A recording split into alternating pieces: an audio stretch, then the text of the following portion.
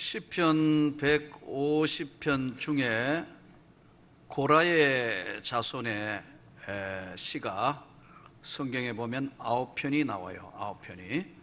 시편 150편 중에 고라 자손이 지은 시가 9개가 나옵니다. 시편 42편, 그리고 시편 44편부터 49편, 그리고 84편부터 85편, 그래서 합계 9편의 시가 나오는데요, 그 중에 오늘 대하고 있는 시편 42편은 고라 자손이 첫 번째 지은 시라, 이렇게 알려져 있습니다. 오늘 시편 위에 붙어 있는 걸 부제라 그러는데요, 고라 자손의 마스길, 인도자를 따라 부르는 노래, 이렇게 부제가 되어 있습니다. 그러면 이 시편의 42편에 왜 부제까지 붙여놓고 이 시편 42편이 하나님의 말씀으로서 기록되면서 이것이 왜 이러한 시편의 말씀을 듣게 되었는가 하는 배경이 있단 말이에요. 그 배경을 충분하게 이해를 하면 이 본문이 지금까지 우리가 그냥 읽었던 본문이 확 살아나면서 이게 이렇게 됐구나, 이래서 이런 하나님의 말씀을 통해서 우리에게 오늘 주시는 뜻이 이것이구나. 그러면 오늘 이 배경이 어떻게 이루어졌는가 하니까 이 배경이 이루어진 게 민수기 16장 사건입니다. 민수기 16장 일어난 이 사건을 보면은 고라 자손의 조상인 고라는 광야의 생활이 너무 힘드니까 마실 거 없고 먹을 거 없고, 그리고 호시탐탐 언제 어떤 적들이 쳐들어와서 죽을지 모르는 불안, 염려, 두려움이 저들에게 엄습에 몰려오니까 이 지금 고라 자손의 조상인 고라는 광야에서 모세와 아론을 정면으로 반박하면서 반역한 반역자 주동자가 바로 고라입니다. 좋은 것이면 얼마나 좋겠어요. 반역 주동자 고라. 이 당시에 반역을 한 사람이, 고라를 따라서 반역한 사람들을 보면은 250명이에요. 250명이 집단으로 이제 모세와 아론에게 반발을 하는데, 반발 내용이 뭐냐면, 모세 당신이 뭔데? 당신이 누군데 우리 위에 스스로 있나요? 무슨 자격으로 이래라 저래라 할 수 있나? 똑같은 사람이고 똑같이 우리가 하나님 믿는 사람인데 당신 무슨 권한으로 이렇게 이야기할 수 있냐? 뭔데 스스로 우리 위에 있느냐는 질문을 하게 됩니다. 이러자 모세가 얼마나 당황했겠어요. 지휘권에 문제가 생기는 거니까요.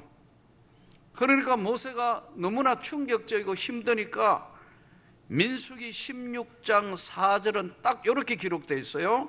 모세가 듣고 엎드렸더라.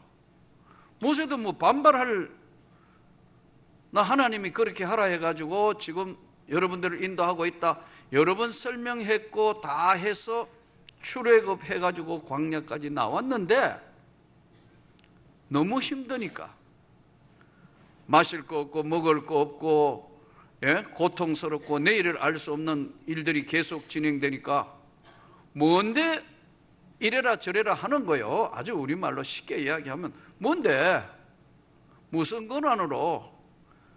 모세의 입장에서는 할 말이 없는 거예요. 그러니까 모세는 어떻게 하느냐 하니까 듣고 엎드렸더라. 엎드렸다는 건 뭐죠? 아이고 하나님, 아이고 하나님, 이렇게 엎드리니까 이 당시에 엎드렸을 때의 사건이 어떤 사건이 일어났느냐 하는 걸 정확하게 민수기 26장 10절 11절에는 이렇게 기록이 되어 있어요.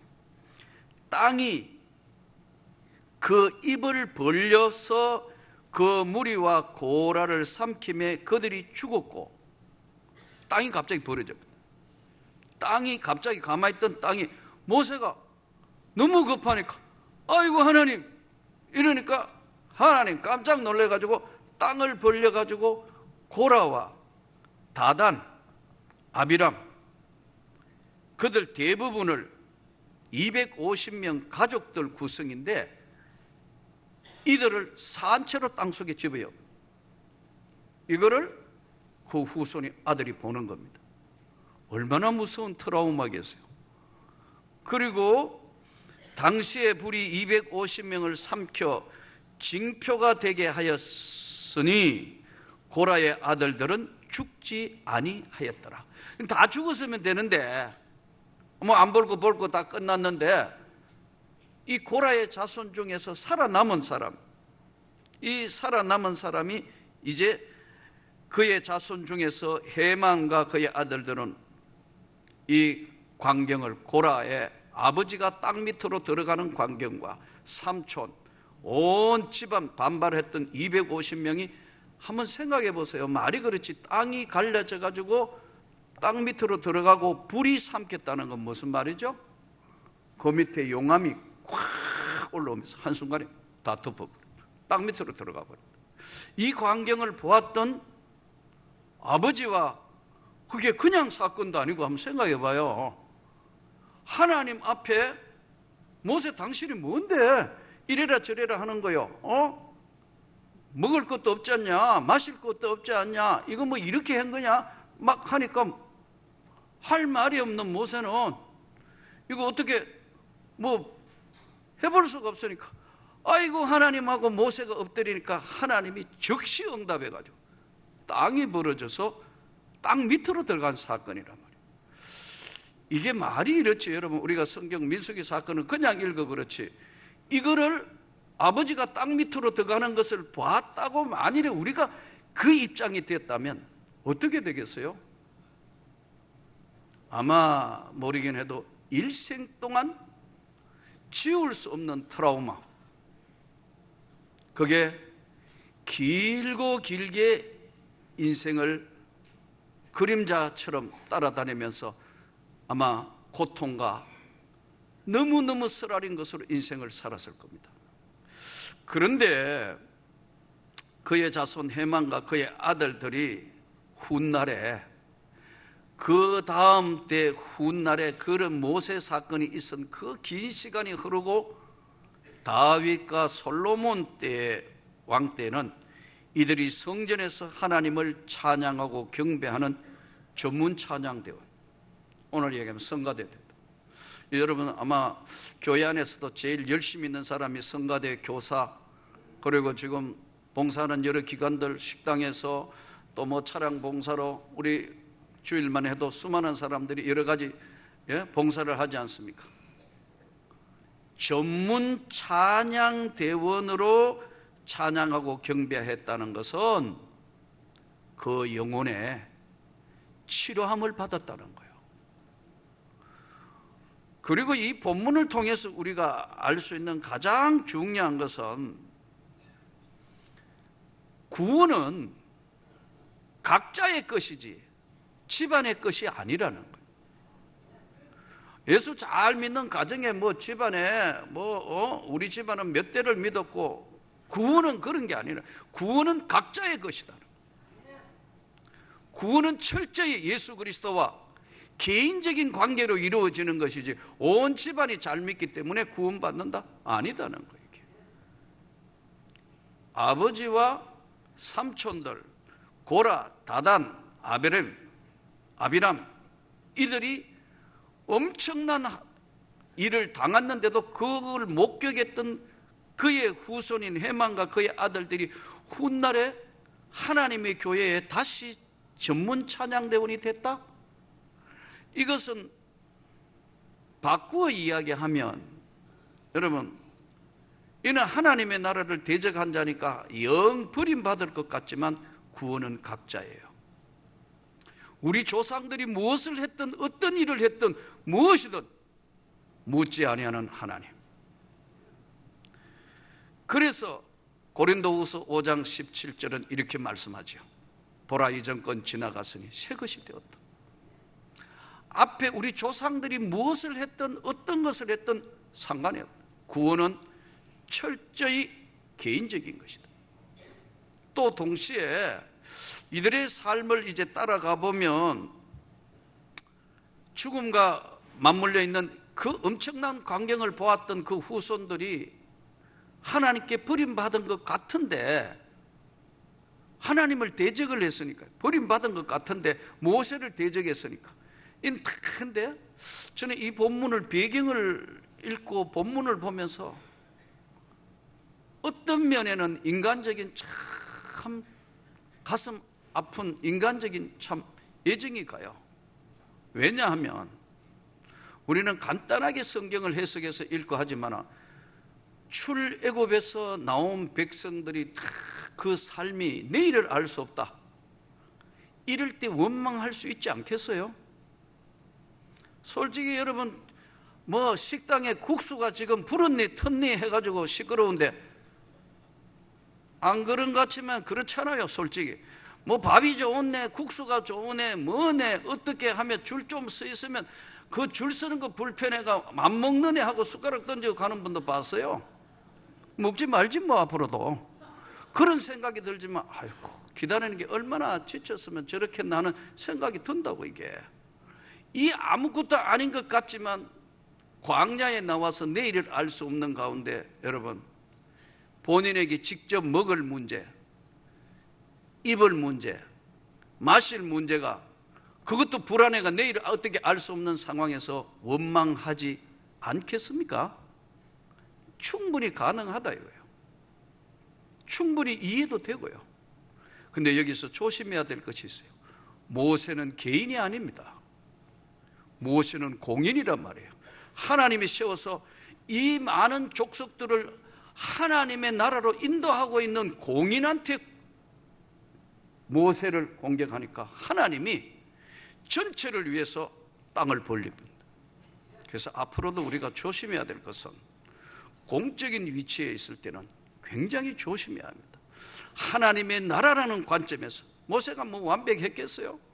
예? 성경에 보면은 모세도 뭐 실수도 하고 뭐 여러 가지 많은 일들 벌어지고 성질도 급해가지고 뭐 무리바에 반석에 두 번이나 그냥 확 화나니까 치기도 하고, 넌 보기는 하지만 들어가지는 못해. 하나님 앞에 모세도 벌고 받기도 하고. 그런데도 왜 이렇게 모세가 아이고 주여 하나님 하고 엎드리니까 땅을 벌리느냐 하면, 모세는 60만이라는 영혼을 책임지고 인도하는 공인인데 공인을 대적하니까 하나님 쪽에서도 이 많은 영혼들을 구원해 가야 되는 하나님의 입장에서 볼 때 안 되니까 즉시 땅을 벌린다고요.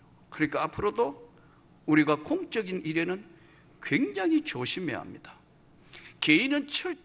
개개인의 구원은 철저히 개인적인 구원이지만 공적인 문제를 오늘 고라와 다단과 아비람은 개인 대 개인이 아닌 공적인 것과 개인을 구별을 못한 거예요.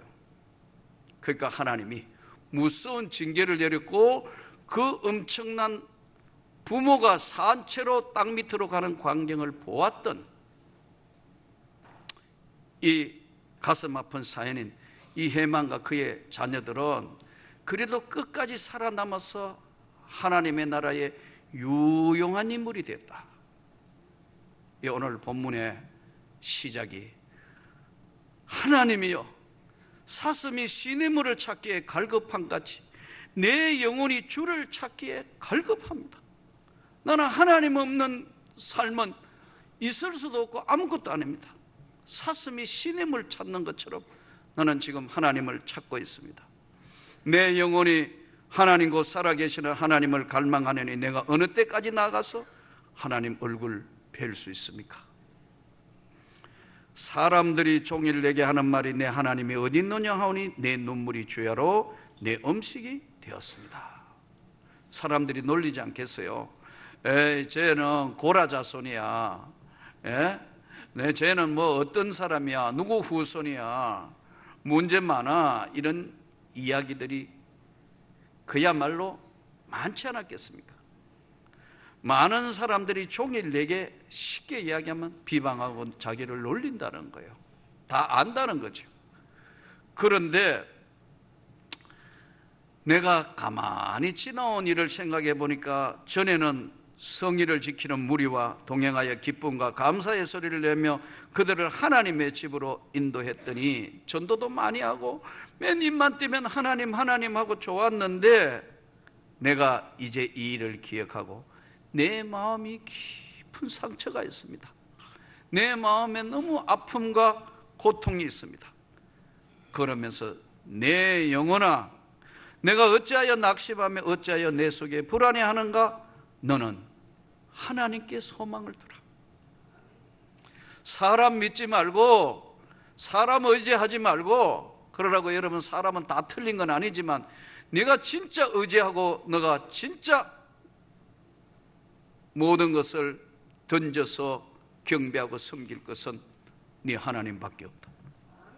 오늘 성경이 어찌하여 낙심하며 어찌하여 불안해하는가? 너는 하나님께 소망을 두라.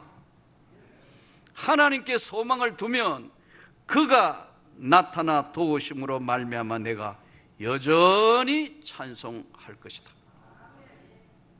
하나님께 소망을 두라. 내 속에 있는 불안감, 내 속에 있는 어려움, 내 속에 있는 자존감, 모든 것들이 다 어려움이 있지만 나는 하나님께 소망을 두고 산다. 나는 내 인생에 어떤 어려움과 고난이 찾아온다 하더라도 나는 낮에는 인자하심을 베푸시고 밤에는 그의 찬송이 내게 있어 나는 생명의 하나님께 기도할 거다. 이 지금 고라의 후손들이, 고라의 자손들이 부르는 이 고라의 노래, 저와 여러분의 노래가 되기를 축복합니다. 대부분 보면 고난이 찾아오고 창피스러웠건 다른 사람들한테 놀림감이 될 문제가 만일 내게 찾아오면 대부분 보면요, 두 가지입니다. 고난은 하나님을 떠나든가 만나든가 둘 중에 하나예요. 근데 성경에 보니까 많은 사람이 하나님 떠나는 것도 성경에 나와요. 근데 보면 성경에 그 기가 막힌 고난이나 어려움이 찾아와가 다른 사람한테 비방받고 손가락질 당할 그런 상황이라도 하나님께 돌아온 나오미 이야기, 루스의 이야기, 그게 바로 인생 반전 드라마 이야기 아닙니까? 우리는 대부분 보면 과거에 배우지 못했던 것, 과거에 있었던 큰 상처들, 집안이 깨어졌던 이야기들, 이런 고통 한번 찾아오면 말을 안 해요. 아니면 스스로 그걸 숨기려고 그래요. 자랑할 것도 없지만 과거의 어둠의 고통과 힘듦과 아픔이든 그걸 자랑할 것은 아니지만 과거로부터 완전한 해방은 예수밖에 없습니다. 여러분. 새로운 인생을 확실하게 살려면 주님 앞에 내 정체성을 다시 찾아야 합니다. 그래서 로마서 8장 1절은 이렇게 말씀합니다. 그러므로 예수 그리스도 안에 있는 자에게는 결코 정죄함이 없다. 다시는 잘못했던 죄를 두 번 정하지 않는다는 거예요. 그래서 죄에는 두 가지에 반드시 우리가 인생 문제에 과거로부터 새로운 인생을 출발하려면 두 가지가 분명히 같이 가는 겁니다. 하나는 죄의 법적 처리 문제입니다. 어떻든 나는 내 지나온 모든 삶을 예수로 인하여 다 죄사함 받았다. 내 삶이 과거에 어떻게 살았던 어떤 삶이든 무엇이든 다 처분, 하나님이 다 죄사함, 예수의 십자가의 보혈의 은혜로 나 죄사함 받았다. 이게 법적 처리입니다. 그래서 예수 안에 있는 자에게는 결코 두 번 정죄는 하시지 않는다. 법적 처리가 끝났다 이거예요. 해방받았다. 죄에서 너를 해방했다. 또 한 가지는 뭐냐면 죄의 오염 처리입니다. 이 죄의 오염 처리는 상당히 오래 가요. 법적 처리는 법적으로 서류가 해방, 자유, 영생 받았지만 아직 나는 여전히 세상 속에 살기 때문에 법적 처리는 끝났는데 죄의 오염 처리가 쉽지 않는다니까요. 하루하루 계속해서 성화의 삶을 살아야 되기 때문에 법적인 게 끝났다고 다 끝난 게 아니에요. 이 죄의 오염 처리는 일생 동안 주님의 영광의 나라에 가는 그날까지 다시 내가 주님과 동행하면서 최선을 다해서 주님, 내가 부족해요. 내가 모자랍니다. 저 도와주셔야 돼요. 하나님과 철저히 개인적인 관계에서 성화, 말이 달라졌어요. 부드러워졌어요. 그리고 부정적인 이야기들이 사라졌어요. 그저 맞습니다, 주님. 내가 부족합니다. 그전에는 금세금세 성질내고 금세금세 막 펄쩍펄쩍 뛰다가 그것이 빈도가 점점 줄어요. 맞습니다. 그렇습니다. 죄의 오염 처리가 계속해서 되다가 끝까지 성화하는 과정 속에서 주님의 영광의 나라에 서는 거예요. 법적 처리, 죄의 오염 처리는 성화 과정은 일생 동안 끌고 가기 때문에 이것을 오해해가지고 예수 믿으면 다 끝나버렸다. 아니에요. 예수 믿고 구원받으면 이제부터 새로운 인생의 출발이 된 거예요. 고라 자손들 오늘 기막힌 자기 조상들의 이 고통, 이 아픔을 다 끌어안고 훌륭한 믿음의 사람이 된 것처럼 우리 지나간 과거가 우리의 발목을 잡지 못하도록 믿음으로 승리하기를 축복합니다. 제가 아는 선배 목사님 교회에 뭐 장로님 한 분 계시는데 참 이분 이제 선배님은 거의 뭐 80세 가까이 됐으니까요. 목사님이. 근데 그 교회 장로님 한 분이 아주 훌륭한 분이 계세요. 이분 너무 가난해가 시골에서 자라서 공부를 못했어요. 제가 알기로 초등학교 졸업을 했는지 중퇴했는지 막 그 정도일 거예요. 그저 겨우 한글 띈 정도예요. 그런데 너무 살기 힘들고 어려우니까 시골에서 서울 올라와가 뭐 했느냐 하면 박물 장사를 했어요. 박물 장사라는 게 뭐냐면 예전에 이렇게 뭐 목에 걸고 자판 이걸 들고 다니는 자판 이래가지고 요거 뭐 드라이버 사세요, 손전등 사세요, 생활 필수품 이런 걸 집집마다 가게에 혹시 이렇게 구멍 가게나 이렇게 다니면서 파는 사람이에요. 하루 벌어 하루 먹고 살기도 참 고달프고 힘든 인생인데 오다가 어떻게 교회에 와가지고 교회 사무실에 왔다가 목사님 만났어요. 목사님이 참 보면서 다음 주에도 오게 하나 사줄게 그러면서 이런저런 이야기를 해서 목사님과 만남으로 인해서 그분이 예수를 믿게 됐어요. 예수를 믿으면서 이제 가정도 가지게 되면서 열심히 순수하시니까 계속 목사님이 이거 한번 해보게, 그거 말고 이게 좋을 것 같은데 드디어 그는 대성공을 했습니다. 엄청난 부자입니다. 그 교회를 거의 짊어지고 가고 싶다시피 지금도 하고 있을 뿐만 아니라 그분은 언제나 뭘 부탁하면 노가 없습니다. 예 목사님, 예 목사님. 제가 우리 원로 목사님 보고 웃으면서 그랬어요. 복이 많습니다 목사님. 그러게 말이야, 저 우리 누구 장로 이 목사님한테 일로 와봐. 무조건 순종이에요. 그러니까 지나간 과거에 못 배운 거, 못 살았던 거 그거 다 한순간에 다 다 씻어버리고 훌륭하게 하나님 일꾼 되는 걸 들었고 보았어요. 사랑하는 성도 여러분, 오늘 또 우리가 과거의 상처에 얽매여 가지고 그것에서 한 번도 나오지 못했다면은 고라 자손만큼 이거 충격이 250명이 한목에 땅 밑으로 들어간 거 본 이런 사람 있습니까? 불이 삼키가 들어가 버렸는데, 그래도 여러분, 나는 오직 하나님만 바라보고 생명의 하나님께 기도하겠다는 이 저들 후손의 기도를 들으시는 하나님. 오늘 또 우리가 한번 성도 여러분과 저희가 한번 돌아보면서 이제 더 하나님께 가까이 가는 길은 죄로부터 해방받은 법적인 것으로 끝낼 것이 아니고 하나님이 내 삶에 동행하고 계신다는 사실을 잘 기억하여 어떤 상황이 오더라도 오늘 가난하고 정말 처절했던 인생살이 살았던, 제가 아까 잠깐 말씀한 장로님처럼 철저하게 하나님 앞에 순종하니까 하나님이 엄청난 축복의 손을 내미는 걸 듣고 보았어요. 여러분, 오늘 예수의 이름으로 승리하기를 축복합니다. 하나님의 말씀 앞에 우리가 과거는 다 지나갔으니 이제껏 새 것이 되었다는 주의 말씀대로 새로운 출발을 하는 저와 여러분이 되시기를 축복합니다.